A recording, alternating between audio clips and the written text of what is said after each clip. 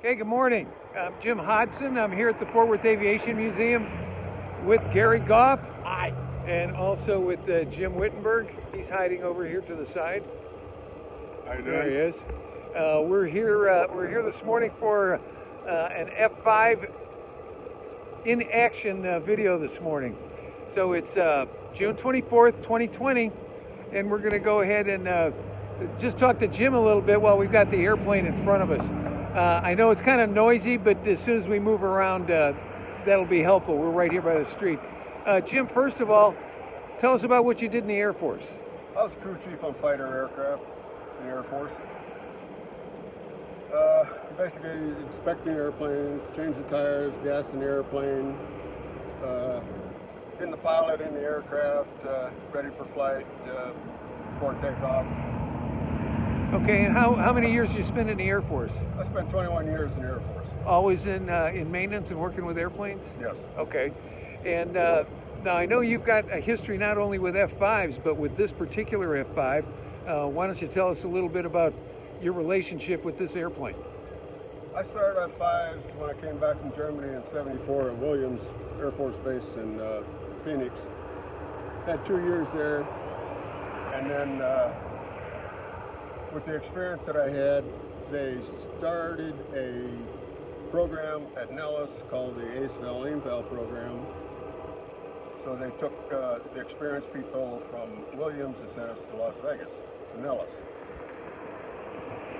The Ace Valve program was designed for missile testing between 15 F-5s, 6 F-15s, and 6 F-14s.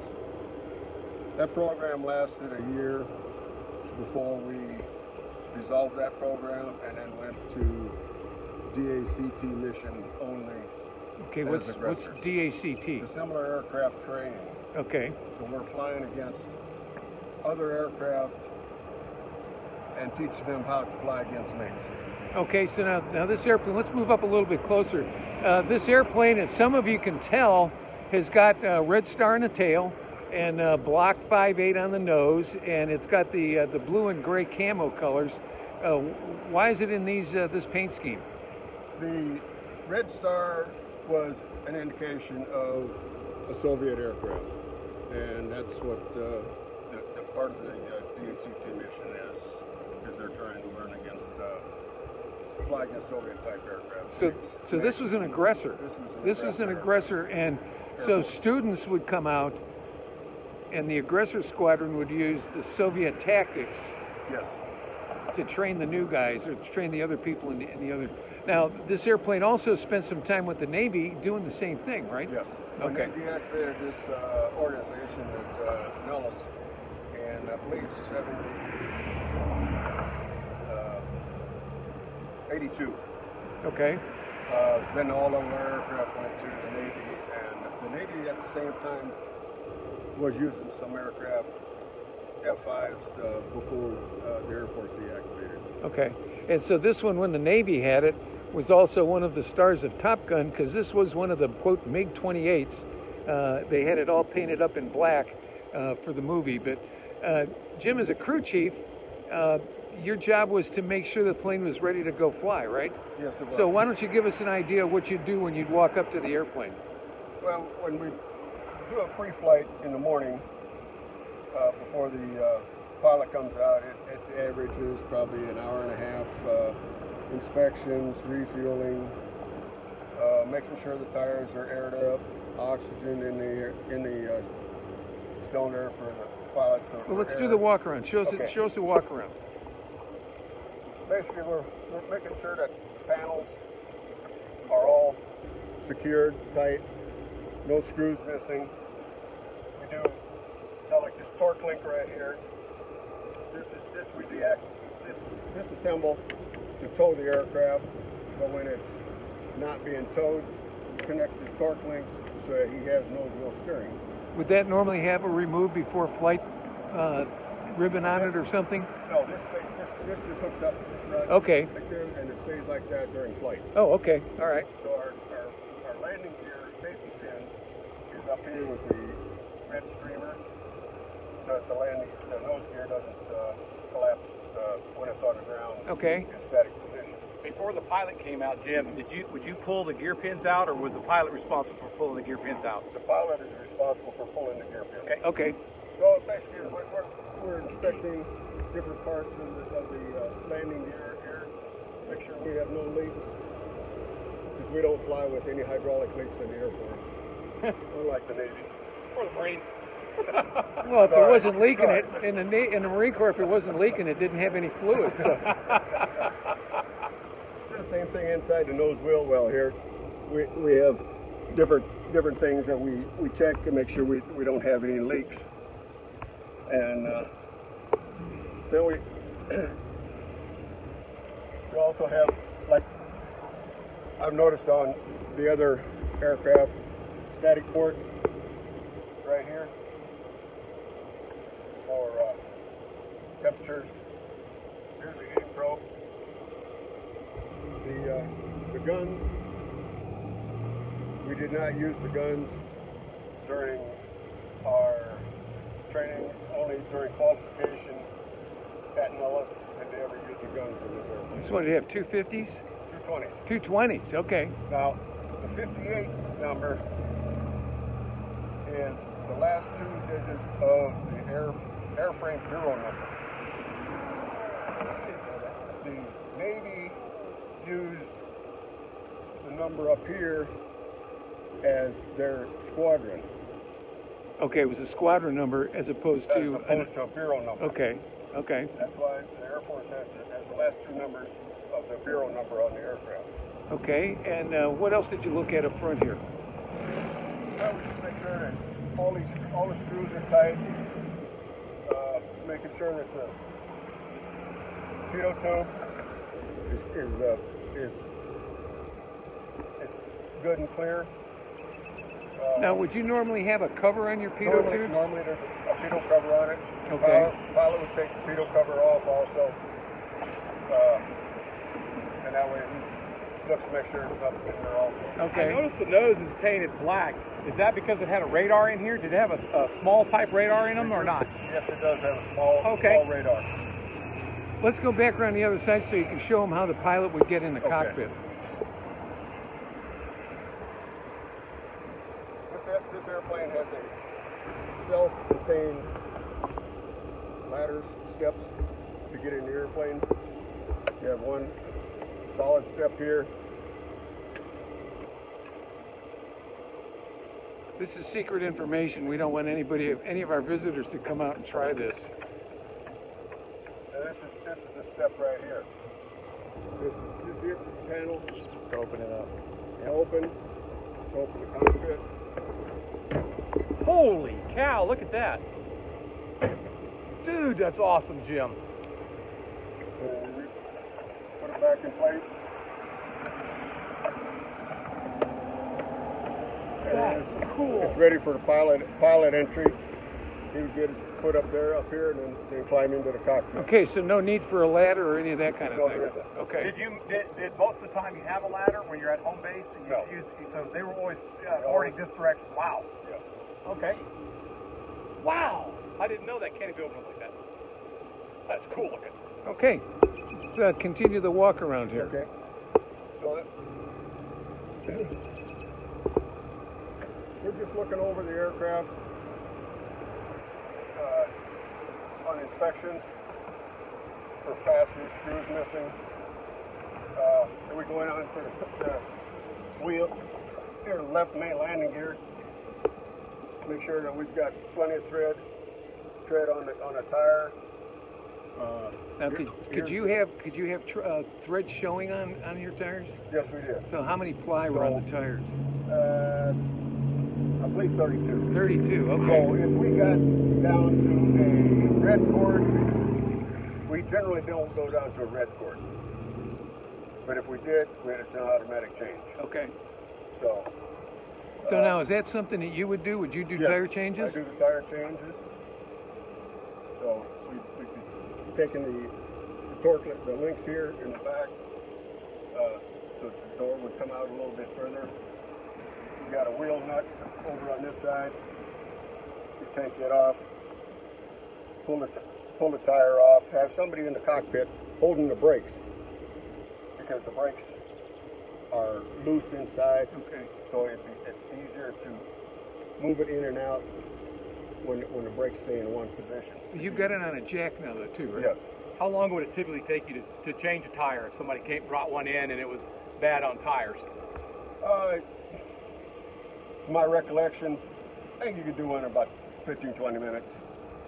50? Wow. Yeah, it doesn't take long at all. Wow.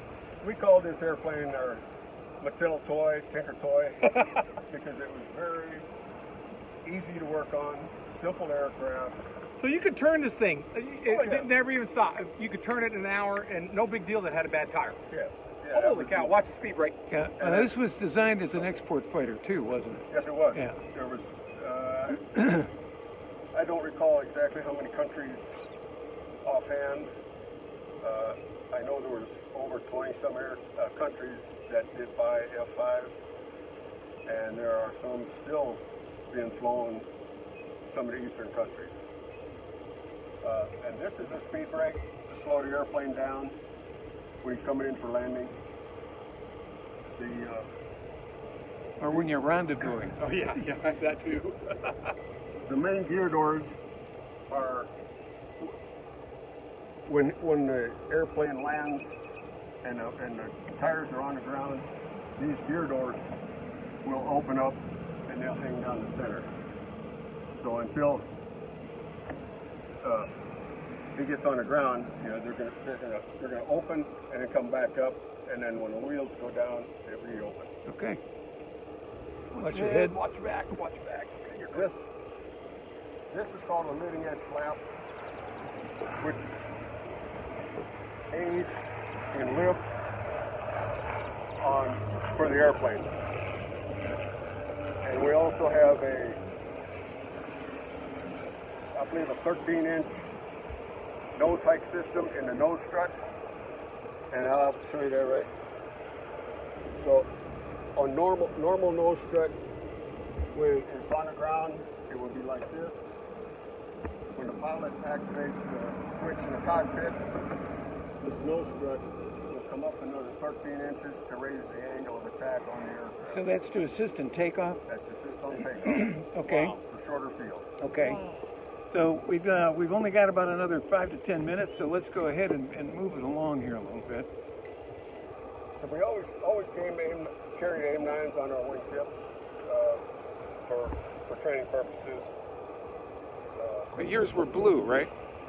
Yes, they were. Okay. These particular ones, I personally made myself. And you did a great job. So we had AIM-9s on the wingtip. Very few aircraft, F-5s in the inventory have rails. I was able to acquire rails. But we're not going to tell anybody how. No, through a source. Yeah. It just happened. And so we have one of the most unique F-5s, E's, in the museum. One thing that I did witness was an F-5. The tail number was 1515. Came back from a mission and had gone up with the F-15 to do dog fighting. And I did witness the F-5 come back, and about 4 feet of its left wingtip wing was missing. Not good. Come find out, he was dog fighting the F-15. They were going head on. The rail of the F-5 went into the cockpit. We lost both pilots and the F-15, and it went up between the tails of the F-15, and he was able to return. I personally went out to Edwards after they changed the wing and got it flying again and brought it back to Nellis. Wow. It is, when you refueled it, you said you also refueled the jet, and I noticed that you got 2 red, looks like fuel caps up there. Did you have a single point refueling where you put the thing up and refuel, or did you have to go do old-fashioned kind of? We have a single point refueling. Okay. Single point refueling. These panels right here, these louvers. Once you start the engine, these louvers open up assist air while the airplane's on the ground. Okay, so that didn't help when it was an afterburner in flight. Once the wheel switches and gear come up, these close. Okay. And just different panels to... Hang on just a second.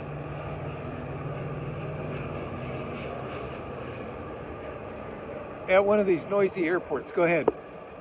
This panel here is for hooking up our external power source while it's on the ground. We have Big hole. an empty hole. An empty hole. If the engine was in, there was a sight gauge for checking oil.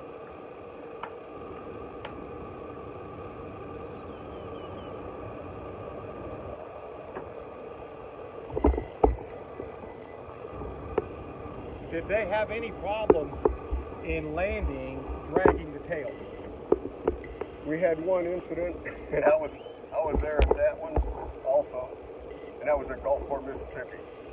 The airplanes were coming in to fly against Kelly Air and Aerostacart for their ORI, and he came in hot, and he came in too high of an angle attack. He ground about this much of the tailpipes off, and Kelly Guard, sheet metal people, passed their ORI because they repaired the aircraft During the ORI? during the ORI there. Okay, ORI for everybody else. Oh yeah, because you Marine guys don't know this stuff. Operational ready inspection. Okay. It's your big squadron. Yes. Are you combat ready or not? Well, and see, ours was always just fly it and watch it. And up in here between the tailpipes, this little door right there is a drag chute. Okay. But this airplane was equipped for a drag chute. I see it's got a tail hook on it. Yes. Did the Navy put that on? No, that was Air Force. If you lose your hydraulics, right? If you lose hydraulics, lose brakes, you can take the far end barrier. Okay. We never took the landing barrier Right. on this airplane. Okay. Well, we've still got some time here. The right side's pretty much the same as the left Yes. side, right? Now, Gary, you had the experience of fighting some of these airplanes, right? This was the trainer aircraft for the Soviet MiG-21. And when I was in Japan fighting, they would fly either Soviet tactics or the North Korean tactics because they both flew the same MiG-21. And the whole idea, like Jim was telling us, was DAC, dissimilar. See, I needed to learn how to fight a different type of airplane, and this thing flew just like the MiG-21, which we talked about on the Shamrock F-4, that's where they got their kill. That was the MiG-21. And this thing turns and is the same size. It is literally almost half the size of an F-15, F-14. So when you fight against this, everything's so different because it's so small. And it's very difficult to keep this thing in sight. And these guys returned with us, and we learned a lot by the training. They were brilliant training aids. Thank you for maintaining them. When a guy came in and he said it was a Code 2 or Code 1 airplane, how fast could you turn it? We could turn it in 30, 45 minutes. That's insane. Refueling it, doing our quick inspection, and a pilot be back out there at that time, and we can get her airborne again. Okay, explain Code 1, Code 2. Code 1 is when the airplane's good to go. There's no problem. I didn't find it. When I come in and there's a minor problem with the jet, like the avionics, whatever, I would say Code 2, the aircraft, it means it's repairable and probably fly later today. Code 3 means it's hard broke. It means there's something really, really wrong with the jet, and maintenance would give them. And we would write this in a form called the 781, of which Jim would be responsible for when I came out to the aircraft. Okay, so at your level, Jim, at what point would you not work on the airplane and it would go to the maintenance squadron? If it was a hydraulic system, component failure, it would go to the hydraulic shop. If we had some problem with the engine shop would come out. If we had engine people in our organization, we wouldn't have to go to the back shop on that. Avionics was the same way. We had all of our specialists, minor specialists in our organization where we didn't have to go to the back shops themselves. And you kind of kind of were like the overall person that kind of orchestrated the jet ready for when I came out to fly it. Okay. Okay. All right. Well, we're up to our time limit here, about 20 minutes. We've had about 20 minutes here. Jim, thanks for being with us today. I hope everybody's enjoyed this. If you've got any quick questions, we'll try to take a question or two. Garry gave you a little bit of his viewpoint from being a pilot. And Jim, this was really interesting. I learned a bunch about the walk-arounds just from you here today. I didn't know any of that stuff. Wow. And for all of you that have watched, we're going to erase your memory as to how to get in the cockpit of the airplane. So Look. I know we've seen a bunch of people. Let's see, which engine did the F-5 use? 85. How many pounds of thrust? Not enough. I don't know that. We had J85 G-15 engine. I don't know what the thrust was on it. Okay. The interesting thing, okay, this is a J85. Okay, just to give you an idea, if you go over and look at the F-14 or the F-15, our engine, one engine is this big. Okay, so it's a significantly bigger amount of thrust. But this is a significantly smaller aircraft. Look how light it is. And lighter. Got a saying, it goes fast sitting still. This airplane could turn with the Eagle, could explode in the vertical with the Eagle because it was so light. It was a great adversary, hence the name adversarial.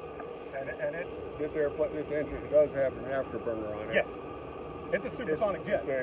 It's a knockoff from the T-38, which is our trainer. They built it after the T-38 because they wanted something that was better training with a weapon system on it, and that's why we do have an afterburner on it. Okay, again, thanks guys. I appreciate you being here. So from the Fort Worth Aviation Museum, home to the most touchable warbirds in Texas, this has been the F-5 in action with Jim Wittenberg and Garry Goff. And we'll see you Saturday. We're not sure what we're going to be doing Saturday yet, but we're going to do something on Saturday. It'll be fun. Yeah. Okay, thanks folks. Have a good week. Fun with aircraft. Stay safe. Enjoy it.